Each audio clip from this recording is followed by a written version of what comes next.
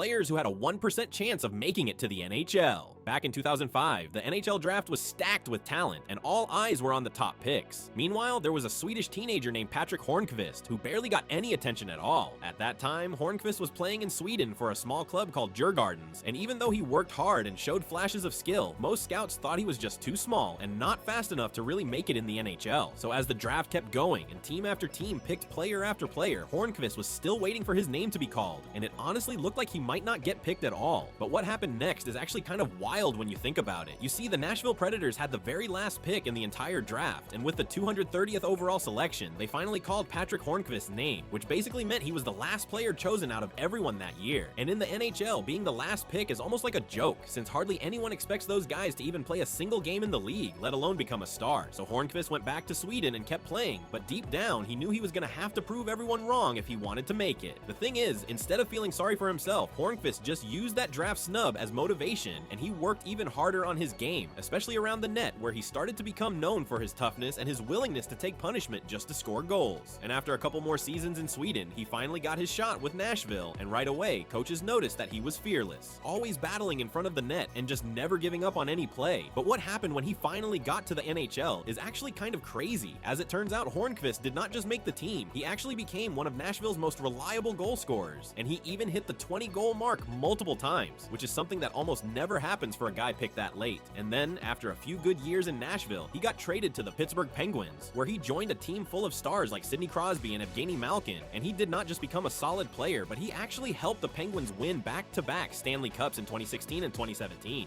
And by the time he retired, he had scored over 260 goals and played more than 900 games.